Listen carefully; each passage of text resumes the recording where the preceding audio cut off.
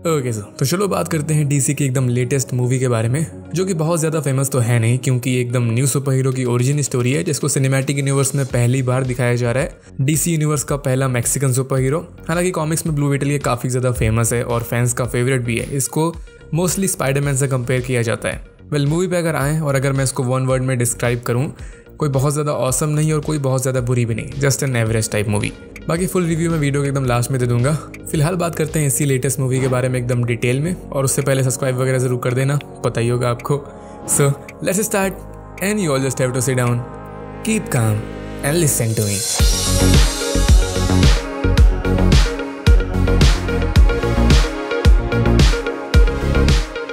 सबसे पहले बात करते हैं कि आखिर ये ब्लू बीटल है क्या। बहुत से लोग तो पहली बार इसका नाम सुन रहे होंगे। तो बेसिकली एक सुपर हीरो होता है ऑब्वियसली, जिसको उसकी पावर्स मिलती हैं एक स्कैरब से। छोटा सा बीटल जैसा खिलौना टाइप कुछ होता है। तो यही मेन सोर्स होता है सुपर हीरो बोले तो ब्लू बीटल की पावर्स का। और यहीं से समझ में भी आ गया होगा कि सुपर हीरो का नाम कहाँ से निकला, क्योंकि ये ब्लू होता है और एक बीटल होता है। तो मूवी स्टार्ट होता ही सबसे पहले अपने को एनिमेशन में हिस्ट्री दिखा देते हैं स्कैरब की, बोले तो ब्लू बीटल की। ये खिलौना सा स्कैरब ये एक एलियन एंटिटी होती है, मतलब अपने प्लेनेट की नहीं होती है, दूसरे गोला से आई होती है। और ये एक ऐसी एंटिटी होती है जिसके पास खुद का दिमाग होता है, खुद की वॉइस होती है, इवन खुद का नेम भी होता है, खाइजिदा। और ये एंटिटी ऐसे ही किसी भी ह्यूमंस के साथ बॉन्ड नहीं करती, ये अपना होस्ट खुद चुनती है, एक स्पेशल होस्ट। डिट्टो इसको एकदम वेनम की तरह समझो। मैं यहाँ पर डीसी और मार्वल वालों को कंपेयर नहीं कर रहा, जस्ट एन एग्जाम्पल की तरह बता रहा हूँ। मतलब जब ये एंटिटी किसी ह्यूमन के साथ मिलती है तो इनकी बॉडी, ब्रेन, मेमोरी सब कुछ आपस में कनेक्ट हो जाता है। बस ब्लू बीटल के साथ थोड़ा सा ट्विस्ट ये है कि ये एक बार अगर स्कैरब और ह्यूमन ये आपस में जुड़ गए तो इनको अलग नहीं किया जा सकता। ह्यूमन को मरना ही पड़ेगा, तब जाके ये दोनों अलग होंगे। तभी मेन टास्क जो होता है स्कैरब का वो यही होता है कि कुछ भी करके अपने होस्ट की जान को बचाना, उसको प्रोटेक्ट करना। वेल, मूवी में अपने को फिलहाल स्कैरब का ओरिजिन के बारे में कुछ नहीं बताया गया, बस दिखाया गया है कि एंटिटी किसी और प्लेनेट से आई है। हालांकि कॉमिक्स की अगर बात करें तो एक अनडिस्क्लोज प्लेनेट से आई होती है, जहां रीच नेम की एक प्रजाति होती है, और उन्हीं लोगों ने स्कैरब वगैरह बनाए भी थे। मे भी आने वाले फ्यूचर में अपने को इस प्लेनेट के बारे में और स्कैरब के ओरिजिन के बारे में दिखाया जाए। हालांकि ये एंटिटी मूवी के टाइमलाइन से बहुत टाइम पहले अर्थ पे आई होती है, जहां अपने को कंफर्म भी किया गया है कि इस न्यू वाली सुपर हीरो ब्लू बीटल से पहले अर्थ पे ऑलरेडी 2 ब्लू बीटल्स थे। सबसे पहले एक आर्कियोलॉजिस्ट था डैन गैरेट करके, ये ब्लू बीटल बना था, और फिर इसके बाद इसी का एक स्टूडेंट, एक महान साइंटिस्ट टेड कॉर्ड, ये ब्लू बीटल बन गया। इन दोनों को मूवी में दिखाया तो नहीं गया है, बस इन्फो दिया गया है, और साथ में इन दोनों की कॉस्ट्यूम भी दिखाई गई है कॉमिक एक्यूरेट वाली, जिससे कंफर्म हो जाता है कि हाँ ये दोनों ब्लू बीटल्स थे। वेल, नाउ सीधे आते हैं मूवी की स्टोरी में। तो अपने को एक सिटी दिखाते हैं, पल्मेरा सिटी। ये एक फिक्शनल सिटी है just like Gotham and other cities जो हैं डीसीज की। और ये सिटी एक्चुअली कॉमिक्स में भी नहीं है। वहाँ पर एल पासो नेम से एक सिटी थी जहाँ पर सारे कांड हुए थे ब्लू बीटल वाले, बट मूवी में इसको चेंज कर दिया गया। हालांकि जो अपना मेन कैरेक्टर होता है हाइमे रईस, इसको गलती से जेमी मत बोलना, ये लाटिनो है तो ये हाइमे होता है, नॉट जेमी। तो ये सिटी में रहता है, पाल्मेरा सिटी में, बट जो इसकी स्ट्रीट होती है उसका नेम होता है एल पासो, वही कॉमिक्स वाला रेफरेंस। और यहाँ पर बोल सकते हो बहुत बेसिक सा इंट्रोडक्शन होता है अपने मेन कैरेक्टर का, कोई खास नया कुछ दिखाया नहीं गया है। एक मैक्सिकन लौंडा होता है जो नया नया जवान हुआ होता है, एकदम सिंगल होता है, जो अपनी फैमिली से सबसे ज़्यादा प्यार करता है, और सेम वाइस वर्सा, और जिसको अपने फ्यूचर का कोई अता पता नहीं होता कि आखिर क्या करना है एग्जैक्टली। बट फैमिली में फाइनेंशियल प्रॉब्लम्स होती हैं, तो इस वजह से इसका एक ड्रीम होता है कि कुछ तो बड़ा करना है। आई नो आप सबके सब सोच रहे होगे कि ये तो मेरी लाइफ स्टोरी है। वेल, बताया मैंने, बहुत कॉमन स्टोरी है इसकी, और यही चीज़ है जो इस टाइप की मूवीज़ को खास बनाती है, क्योंकि हम सब रिलेट कर पाते हैं एज एन ऑडियंस। इसीलिए स्पाइडरमैन सबसे ज़्यादा फेमस सुपर हीरो कैरेक्टर है, क्योंकि उसकी भी लाइफ में relationship problem, family problem, financial problems ये सब होती हैं, जस्ट लाइक अस। अब हर कोई तो बैटमैन जैसा अमीर होता नहीं ना, अमीर नहीं, रईस। खैर, तो ऐसे ही हाइमे को दिखाते हैं, इसकी लविंग फैमिली को दिखाते हैं, बहुत सारे मेंबर होते हैं। और फिर एक दिन ये टकराता है विक्टोरिया कॉर्ड से। कॉर्ड इंडस्ट्रीज करके एक कंपनी होती है बहुत बड़ी, यहाँ पर उसकी मालकिन होती है वो CEO। और मूवी के स्टार्ट में ही अपने को दिखाया गया था इसे कि जो स्कैरब स्पेस से टपका था, तो सालों बाद उस स्कैरब को इस आंटी ने ढूंढ लिया था और अपने अंडर रख लिया था, मतलब अपनी प्रॉपर्टी के अंदर। इसके पहले इस कॉर्ड इंडस्ट्रीज का मालिक टेड कॉर्ड था, आंटी जी का भाई, और वही last Blue Beetle superhero भी था जैसे मैंने बताया। बट इनकी फैमिली में जो भी हिस्ट्री हुई हो अपने को दिखाया तो नहीं गया। हालांकि सिर्फ बताया गया है कि एक टाइम आया था जहां पर टेड लॉर्ड ये गायब सा हो गया था, लापता हो गया था, और घूम फिर के कंपनी की CEO बन गई थी विक्टोरिया कॉर्ड। और यही मेन विलन भी होती है इस मूवी की, क्योंकि इसके कोई अच्छे प्लान्स नहीं होते। ये उस स्कैरब की पावर्स का यूज़ करके आर्मर्स, हथियार्स वगैरह बनाने का सोच रही होती है। बेसिकली एक आर्मी खड़ी करना चाहती है। इस आंटी का एक प्रोजेक्ट भी होता है OMAC करके, 1 मैन आर्मी कॉप्स, जिसमें इसने बड़े बड़े आर्मर सूट बनाए होते हैं सोल्जर्स के लिए, और जस्ट सूट ही नहीं बनाए होते बल्कि ह्यूमंस को भी फुल मॉडिफाई किया होता है साइबरनेटिक्स इम्प्लांट्स का यूज़ करके। और लास्ट में इसका बस अब एक ही मिशन बचा होता है, उस स्कैरब से उसकी पावर निकाल के उन साइबरनेटिक्स वाले ह्यूमंस में डाल दो ताकि वो फुल एकदम साइबॉर्ग टाइप बन जाए और ज़्यादा पावरफुल बन जाए, बोले तो अनडिस्ट्रक्टेबल। इसका एक राइट हैंड होता है कैरापैक्स नेम से। इसको साइड विलन की तरह समझ सकते हो, हालांकि ये विलन तो नहीं होता, बस ये ऐसी आंटी के इशारों पे नाचता है, इन्हीं के कहने पर चलता है। और ये पहला प्रोटोटाइप होता है उस ओमैक प्रोजेक्ट का। बाय द वे ये ओमैक वर्ड ये भी कॉमिक्स से ही लिया गया है, बट इसके जो पूरी मीनिंग है वही चेंज कर दी गई है। कॉमिक्स में ओमैक का मतलब था ओमनी माइंड इन कम्युनिटी। ये एक तरह का AI वायरस था जो ह्यूमन के ब्रेन पे इफेक्ट करता था। पूरी एकदम अलग स्टोरी है उसकी, तो बात करने का फायदा भी नहीं है। मूवी में इसको पूरा ही चेंज कर दिया गया उठा के। एनीवे, यहाँ एंट्री होती है खूबसूरत महिला जेनी कॉर्ड की। इसका भी थोड़ा बहुत हिस्सा होता है कॉर्ड इंडस्ट्रीज़ में, क्योंकि ये टेड कॉर्ड की बेटी होती है। टेक्निकली बात करें तो इसको कंपनी का मेन बॉस होना चाहिए था, बट आंटी जी ने कुछ बीच में घपला कर दिया तो वो CEO बन गई। अब ये इनका आपसी फैमिली बिजनेस मैटर है, तो अपन बीच में इन्वॉल्व नहीं होते हैं। वेल, जेनी कॉर्ड ये एकदम न्यूली मेड साफ सुथरी कैरेक्टर है, मतलब कॉमिक्स में इसका कोई भी जिक्र नहीं है, जस्ट मूवी के लिए इस कैरेक्टर को बनाया गया है। तो अब जैसा गेस कर सकते हो ये इविल बिल्कुल नहीं होती है, मतलब ये अपनी इविल आंटी के अगेंस्ट होती है और हर हालत में उनको रोकना चाहती है बुरे काम करने से। तो फिर स्टोरी में आगे बढ़ते हैं तो ये भी सेम वे में हाइमे राइस से टकराती है और पहले ही मुलाकात में उसको अपना पर्सनल नंबर भी दे देती है। रियल वर्ल्ड में ऐसा पॉसिबल तो नहीं है, मैं नहीं मानता। और इसका नंबर लेते ही हाइमे की पूरी लाइफ चेंज हो जाती है। जेनी अपनी कंपनी में चोरी छुप के जाके उस ब्लू बीटल वाले स्कैरब को चुरा लेती है और हाइमे को पकड़ा देती है एज अ जॉब की तरह कि उसको सेफ रखना, और वो गधा उसे घर ले आता है। ये उस ब्लू बीटल को एक बर्गर बॉक्स में रखती है जिसका ब्रांड होता है बिग बेली बर्गर। ये फिक्शनल फास्ट फूड ब्रांड है जो कि DC यूनिवर्स में बहुत ज़्यादा फेमस है। एरोवर्स, फ्लैश सीरीज, इन सब में इसका काफ़ी बार जिक्र किया गया है। खैर, हमें उस बॉक्स को घर लाता है, अपने परिवार को दिखाता है और जैसे ही उस बीटल को टच करता है, उस एंटिटी को टच करता है, ये ट्रांसफॉर्म हो जाता है उस सुपर हीरो में, ब्लू बीटल में बोले तो। ये वाला ट्रांसफॉर्मेशन सच में बहुत ज़्यादा दर्दनाक था देखने में, बट सबसे ज़्यादा वियर्ड चीज़ ये थी कि ये सब कुछ हो रहा था इसकी फैमिली की आंखों के सामने ही, जो कि बहुत बड़ा चेंज है कॉमिक्स से, क्योंकि कॉमिक्स में टिपिकल सुपर हीरो की तरह ही हुआ था, जहाँ इसकी फैमिली में किसी को भी कोई आइडिया नहीं था कि इसके पास पावर्स हैं। जब इसका ट्रांसफॉर्मेशन हुआ था तब ये एकदम अकेला था, बट मूवी में इसको पूरा ही चेंज कर दिया गया। मतलब यहाँ पर जितना रोल हाइमे का होता है, मेन कैरेक्टर का होता है, उतना ही इसकी फैमिली का भी है। फैमिली को ऐसे दिखाया गया इस मूवी में कि इट्स ऑल अबाउट फैमिली।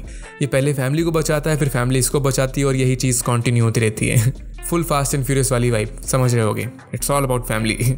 और फिर इसके बाद वही सब होता है, इसको अपनी नई पावर्स के बारे में पता चलता है। ये स्पेस में जाता है, उड़ता है, अपनी पावर्स को एक्सप्लोर करता है, खाजी से बतियाता है। और हाँ, खाजी जो एंटिटी है, खाजी ऐसी स्कैरब के अंदर होती है, जैसे मैंने बताया था, ये एकदम AI की तरह होती है, उसी की तरह वॉइस भी दे रही होती है। हालांकि इस खाजी की जो वॉइस है ये बहुत ज़्यादा फेमस लैटिना सिंगर बेकी जी इसने दी है, कहीं ना कहीं तो उसको देखा ही होगा। इसके बाद जेनी, हाइमे और इसकी पूरी फैमिली ये सब मिलते हैं और आपस में प्लान वगैरह करते हैं कि अब क्या करना है। इसकी पूरी फैमिली पैनिक मोड में होती है, तो इनका मेन प्लान यही होता है कि कुछ भी करके खाजी वाले बीटल को और हाइमे की बॉडी को इनको अलग करना है, क्योंकि वो बीटल लिटरली इसकी बॉडी के अंदर चला गया था, तो इस वजह से इनको अलग करना था। बट अब ये एक तरीके से इम्पॉसिबल होता है, जो इन सबको बाद में पता चलता है। बट फिलहाल ये इस मिशन पर निकल जाते हैं और यहाँ अपने को राउंड 1 देखने को मिलता है कैरापॉक्स और ब्लू बीटल के बीच में। और यहीं पर अपने को मेन पावर पता चलती है ब्लू बीटल की, कि ये लिटरली कुछ भी क्रिएट कर सकता है, किसी भी तरह का हथियार जो भी ये सोचेगा। ये डायलॉग भी आगे सुनाया गया था अपने को, जो कि खाजी ने बोला था, Whatever you can imagine, I can create. Let's party. But इस पॉइंट में हाइमे को कोई भी आइडिया नहीं होता कि क्या करना है। एकदम बिगिनर होता है और इसको बिगिनर गाइड भी नहीं मिली होती, तो इस वजह से इस राउंड 1 में मोस्टली चीज़ें खाजी करती है। ये पूरा कंट्रोल ले लेती है इसकी बॉडी और ब्रेन पे और 2 मिनट में ही निपटा देती है कैरापॉक्स को। बट जान से नहीं मारती, क्योंकि हाइमे उसको रोक लेता है। हाइमे एकदम प्योर लौंडा होता है, जिसका 1 एंड ओनली रूल होता है नो किलिंग, किसी को जान से नहीं मारना, जो इसको आगे जाके काफ़ी भारी भी पड़ता है, क्योंकि इसके बाद जब विक्टोरिया और कैरापैक्स वो हाइमे तक नहीं पहुंच पाते तो वो इसकी फैमिली को टारगेट करते हैं। फुल गोलीबारी मारधाड़ होती है, जिसमें हाइमे तो किसी को टच नहीं करता, किसी को जान से नहीं मारता, बट उसी केओस के बीच में इसके फादर की मौत हो जाती है। वैसे तो उनकी मौत हार्ट अटैक की वजह से होती है, बट इनडायरेक्टली अगर देखो तो विक्टोरिया का हाथ होता है उनकी मौत के पीछे, क्योंकि अगर ये सब कांड ना होता तो उनको बचाया जा सकता था, बट अनफॉर्चुनेटली ऐसा हो गया। तो इस वजह से अब यहाँ से एक रिवेंज स्टोरी बन जाती है, जहाँ हाइमे और इसकी पूरी फैमिली विक्टोरिया से मौत का बदला लेने जाते हैं। Remember, it's all about family. हालांकि एंडिंग से पहले अपने को वो सारी चीज़ें पता चलती हैं ब्लू बीटल की हिस्ट्री के बारे में, जो मैं ऑलरेडी बता चुका हूँ। जेनी, हाइमे और इसके अंकल ये सब एक सीक्रेट अड्डे पे जाते हैं, जो कि एक टाइम पे सीक्रेट हाइड आउट था लास्ट ब्लू बीटल का, बोले तो जेनी के पापा का, टेड कॉर्ड का। एक फैक्ट यहाँ पर यह है जो मैंने नहीं बताया कि इसके पहले जो ब्लू बीटल सुपर हीरोज बने थे उनकी बॉडी के अंदर ये खाजी या फिर ये स्कैरब या फिर ये बीटल नहीं घुसे थे, मतलब उनके पास कोई पावर्स नहीं आई थी। बताया था मैंने ये स्कैरब खुद अपने होस्ट को चुनता है, बहुत स्पेशल लोगों को, जैसे ये हाइमे। तो टेक्निकली ये फर्स्ट सुपर हीरो होता है जिसके पास एक्चुअल ब्लू बीटल की पावर्स होती हैं, सुपर पावर्स। इसके पहले जो ब्लू बीटल्स थे यहाँ पर वो सिंपली स्ट्रीट टाइप हीरोज थे, उनके पास कोई सुपर पावर्स नहीं थी। बस टेड कॉर्ड वो एकदम सुपर जीनियस साइंटिस्ट था, तो वो इस स्कैरब से इंस्पायर्ड हो गया था और इसी के टेक्नोलॉजी का यूज़ करके उसने ढेर सारे डिवाइसेस और हथियार वगैरह बना दिए थे। उन्हीं का यूज़ करके वो लड़ता था और वो टेड कॉर्ड जानता था कि ये बहुत डेंजरस स्कैरब है, अगर ये गलत हाथों में पड़ गया तो बवाल हो जाएगा, इसीलिए उसने सीक्रेट रखा था सबसे छुपा के। बट अब जब हाइमे के फादर की मौत हो जाती है और फिर विक्टोरिया लोग हाइमे को पकड़ के अपने साथ ले जाते हैं कैद करके, तो जेनी और हाइमे की पूरी फैमिली उसको बचाने के लिए जाते हैं और वो सबके सब इन्हीं हथियार का यूज़ करते हैं। इवन एक कॉमिक एक्यूरेट ब्लू बीटल की आइकॉनिक शिप भी होती है जो बी टाइप ही लग रही होती है, तो उसका भी ये लोग प्रॉपर यूज़ करते हैं। काफ़ी फन चीज़ थी ये देखने के लिए। खैर अब सीधे आते हैं एंडिंग में। तो एंडिंग का पूरा सीन एक आइलैंड में होता है, एक अलग सेपरेट जगह में, जहाँ पर हाइमे को कैद करके रखा गया था लैब में, और विक्टोरिया इसके अंदर से जो स्कैरब की पावर्स थी उसको निकाल लेती है, जिसको ये स्कैरब कोड बोलती है, और अपने ओमैक वाले प्रोजेक्ट बोले तो कैरापैक्स वाली बॉडी में ट्रांसफर भी कर देती है। मतलब अब वो बंदा भी एक प्रॉपर ब्लू बीटल जैसा ही होता है विद सेम पावर्स। और अपने को ये भी दिखाया गया है कि विक्टोरिया ये चीज़ बहुत बड़े लेवल में कर रही होती है। यहाँ पर सिर्फ एक ही ओमैक आर्मर नहीं होता, हजारों होते हैं, जिसको जेनी देख लेती है अंडरग्राउंड में।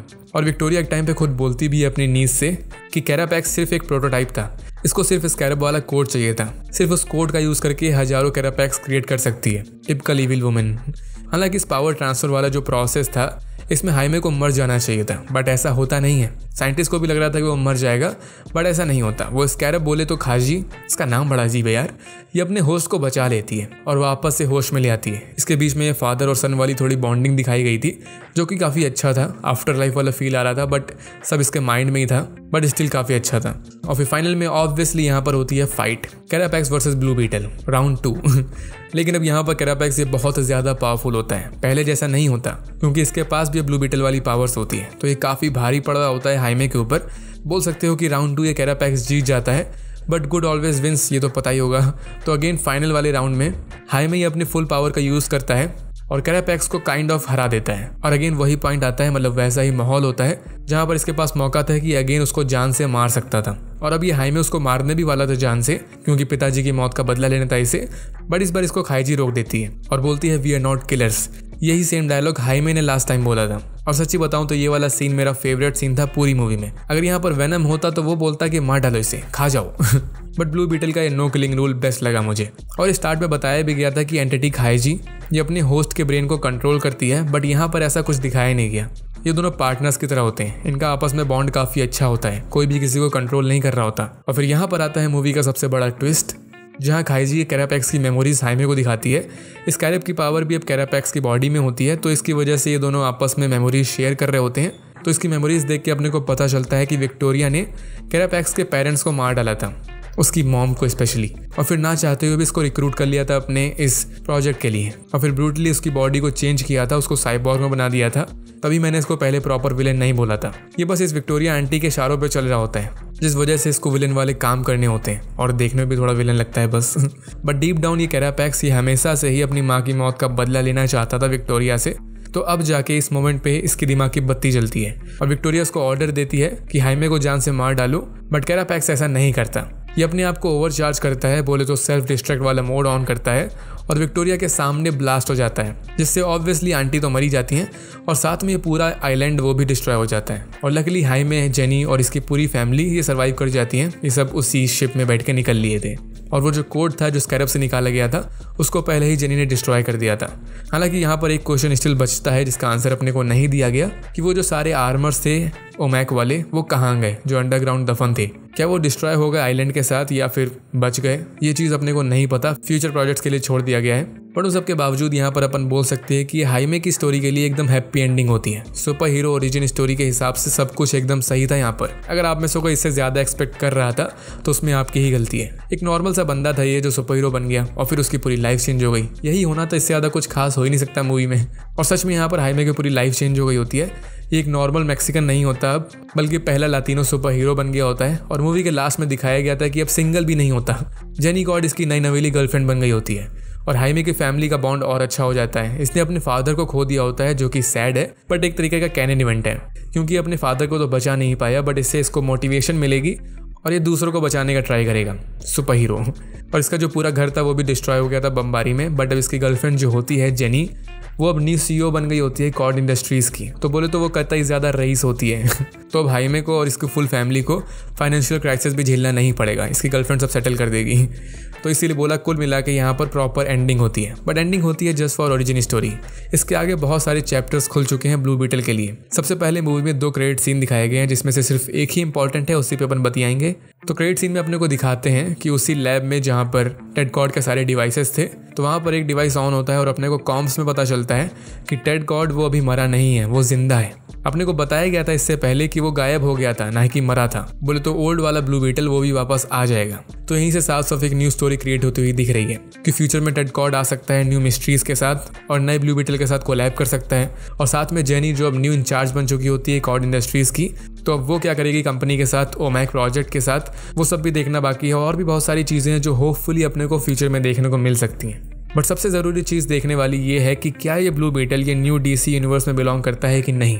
मूवी में अपने को ये तो कंफर्म कर दिया गया है कि ब्लू बीटल के यूनिवर्स में सुपरमैन भी है और बैटमैन भी है, गॉथम भी है, क्योंकि हाइमे इसने गॉथम सिटी से ही पढ़ाई कंप्लीट करी थी। बट अपने को ये नहीं पता कि कौन से बैटमैन और कौन से सुपरमैन की बात हो रही है यहाँ पर, नए वाले DC की या फिर पुराने वाले DC की। नए वाले DC का नया सुपरमैन तो डिसाइड हो चुका है, बैटमैन अभी कास्ट करना बाकी है। हालांकि DC यूनिवर्स के CEO जेम्स गन इन्होंने जितनी हिंट दी है उस हिसाब से तो ब्लू बीटल ये न्यू DC में बिलोंग करता है, बट कंफर्म नहीं है कि फ्यूचर में यही ब्लू बीटल देखने को मिलेगा अपने को।